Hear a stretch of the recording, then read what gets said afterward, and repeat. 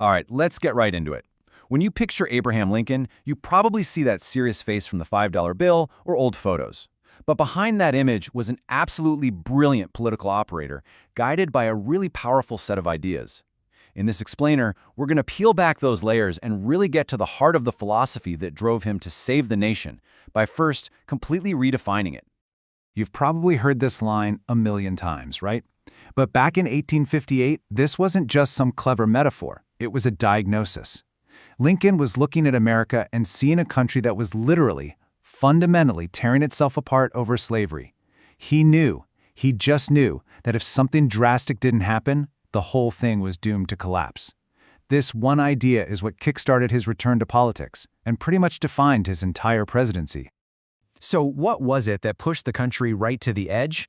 Well, after a stint in Congress, Lincoln had actually gone back to his quiet law practice. But then, a single new law was passed that he found so wrong, so morally offensive, that it pulled him right back into the fight. He just couldn't stay on the sidelines.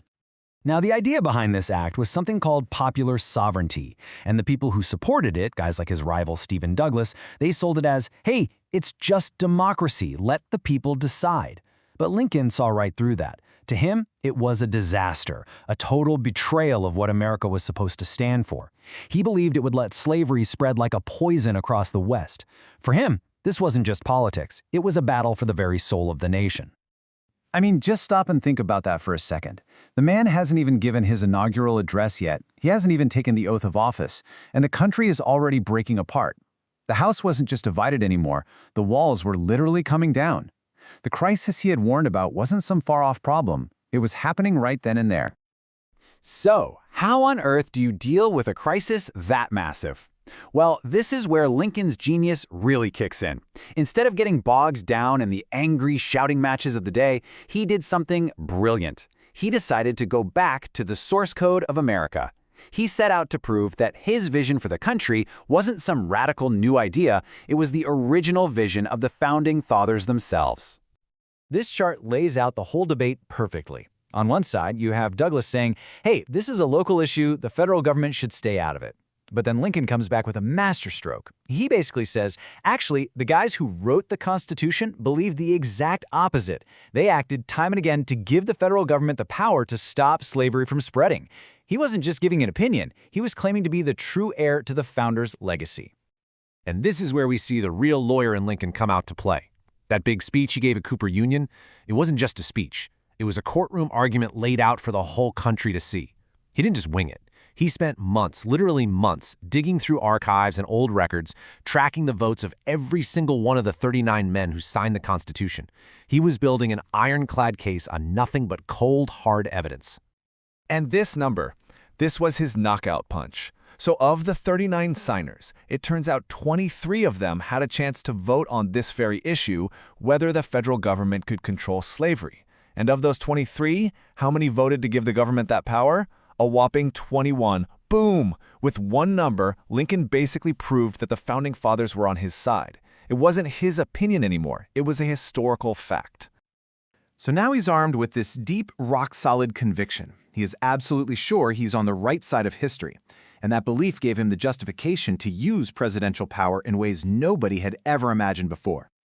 I mean, just look at these actions. In any normal time, these would be completely unthinkable. Maybe even get a president impeached. But in Lincoln's mind, it all made perfect sense. His logic was, the Union is meant to be permanent, which means leaving it is an illegal rebellion. And, as president, his #1 job is to crush that rebellion and preserve the House, by any means necessary. And here it is. This is the line that ties it all together. This was the big finale of his Cooper Union speech, and it's really the core of his whole philosophy. He's saying that having moral conviction, believing you are right, is what gives you the strength, the might, to act. That single idea is what fueled every one of those tough, controversial decisions he had to make.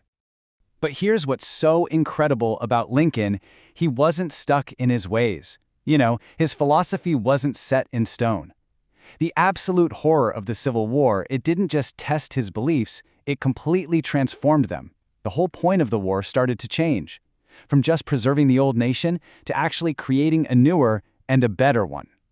You can see his whole journey right here. He starts out in 1861 as a preserver, focused on the legal argument of just holding the country together. But then you fast forward to 1863, and everything changes. With the Emancipation Proclamation and the Gettysburg Address, he becomes something more like a prophet, reframing this brutal war as a fight for the very soul of America and the meaning of freedom itself. And with these words, everything is elevated. See what he did? The war isn't just a political squabble anymore, it's a sacred mission.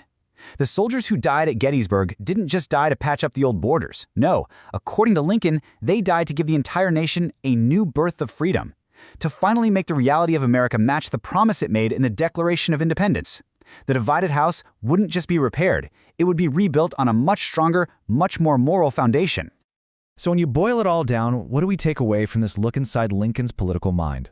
Well, he basically gave us a blueprint for how a leader can navigate a country through a crisis that threatens its very existence. It was a strategy that was part lawyer, part historian, and part moral philosopher.